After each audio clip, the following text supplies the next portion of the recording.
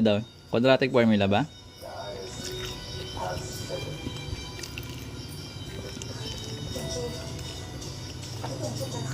O dapat marunong ka ng standard form. Bago ka pumunta sa quadratic formula, dapat marunong ka ng standard form ng quadratic mo. So yung standard form ng quadratic, standard form tuloy.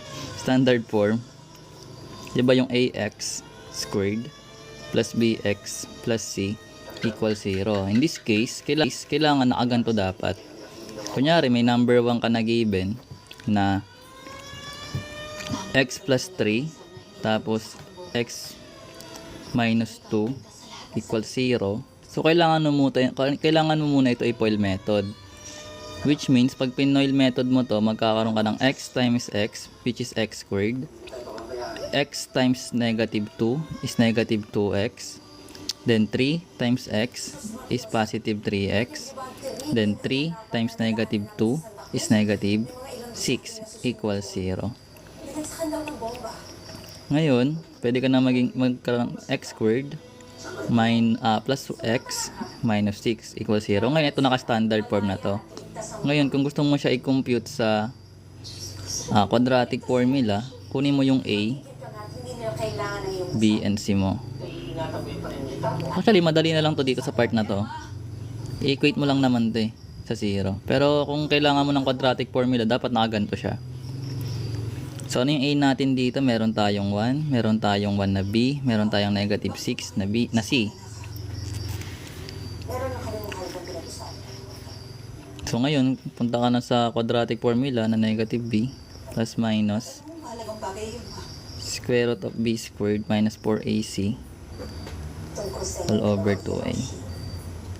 Tapos, lagyan mo muna ng mga parentheses yung mga variables para pag maglalagay ka ng given, ay mag-evaluate ka na, hindi ka mamamali. Lalo pag may mga negative sign. So, yung b natin is 1, yung a natin is 1, yung c natin is negative 6, 1 yung a.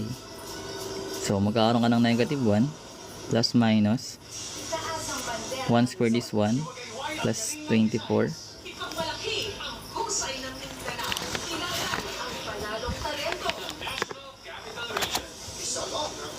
over 2, which is magiging 1 plus minus square root of 25 over 2, which is magiging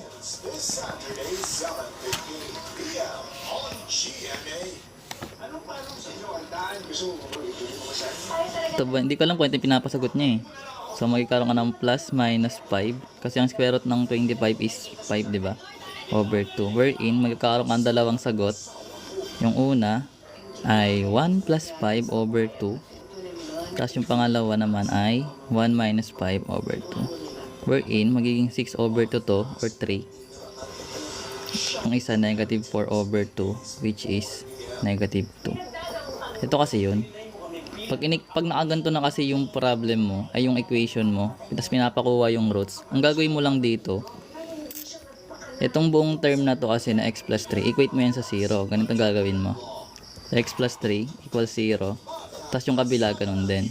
X minus 2 equals 0. Ngayon, transpose mo lang si 3. Magkakaroon ka ng, parang mali ako Do. Saan nagkamali? May mali pa. Ba't magkaiba yung roots? Negative 1. Sabi ko na may mali Negative 1 pala yun. So, magiging 4 to. Tapos to. Ito ay negative 6. Tapos negative 3. Yun. Hindi ko nasabay ito. Ngayon, ito na. Magiging x equals to negative 3. Transpose mo lang. Ito na yung roots. Pag ganito.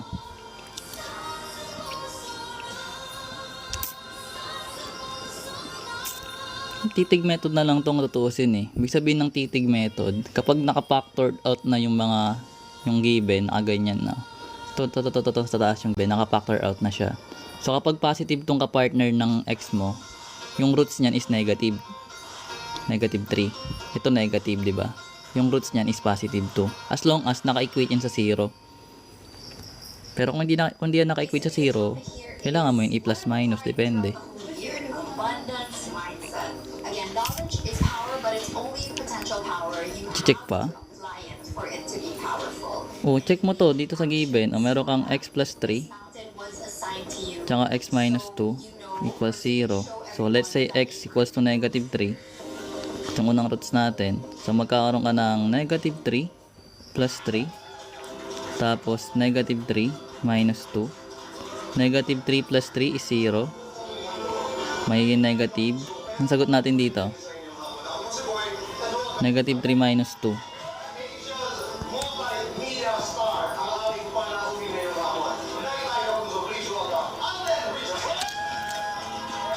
Negative 5.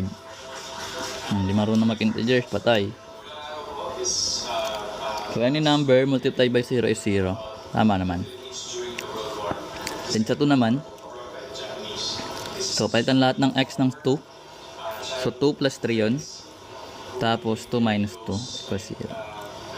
Then ito magiging 5. Ito magiging 0.